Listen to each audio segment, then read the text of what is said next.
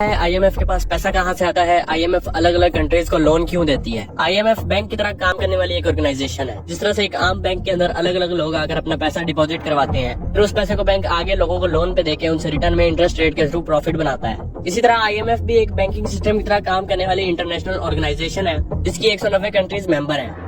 ये सारी countries IMF के अंदर पैसा डिपॉजिट करवाती हैं, ताकि अगर इन 190 कंट्रीज में से किसी एक कंट्री में फाइनेंशियल क्राइसिस आए, यानी कि उसके हालात खराब हो, तो आईएमएफ उस कंट्री को लोन देके उसकी इकोनॉमी को स्टेबल करने में उसकी हेल्प कर सके। अब ऐसा नहीं है कि 190 कंट्रीज आईएमएफ के अंदर पैसा डिपॉजिट करवाती हैं। मिसाल के तौर पर हमारी कंट्री पाकिस्तान, अब हमारी इकोनॉमी इस काबिल नहीं है कि हम अपने मुल्क का बजट भी चलाएं और आईएमएफ के अंदर भी एक्स्ट्रा पैसा डिपॉजिट करवा सके। अब सवाल ये पैदा होता है कि जब पाकिस्तान इस काबिल ही नहीं है कि आईएमएफ के बजट के अंदर ये कंट्रीब्यूट कर सके, तो पाकिस्तान आईएमएफ का मेंबर क्यों है और आईएमएफ पाकिस्तान को बार बार लोन क्यों देता है, जबकि आईएमएफ ये भी जानता है कि पाकिस्तान को दिया हुआ पैसा उनको वापस नहीं मिलने वाला। इसके पीछे के दो रीजन है। दुनिया के अंदर जितनी भी कंट्रीज हैं, उनकी इकोनॉमी एक दूसरे के साथ एसोसिएट है, यानी कि अगर एक कंट्री का दिवालिया होता है, वो बैंकरप्ट होती है, तो उसकी वजह से सिर्फ उस कंट्री को नुकसान नहीं होगा, बल्कि उसके साथ एसोसिएट, उस कंट्री के साथ लेन देन करने वाली दूसरी कंट्रीज के ऊपर भी इसका बुरा असर पड़ेगा। मिसाल के तौर पर अगर आज यूएस स्टॉक मार्केट क्रैश कर जाती है, तो उसका नुकसान सिर्फ अमेरिका वालों को नहीं होगा, बल्कि अमेरिका स्टॉक मार्केट के साथ एसोसिएट दुनिया की जितनी भी कंट्रीज हैं, उनकी स्टॉक मार्केट के अंदर भी डाउनफॉल आ जाएगा।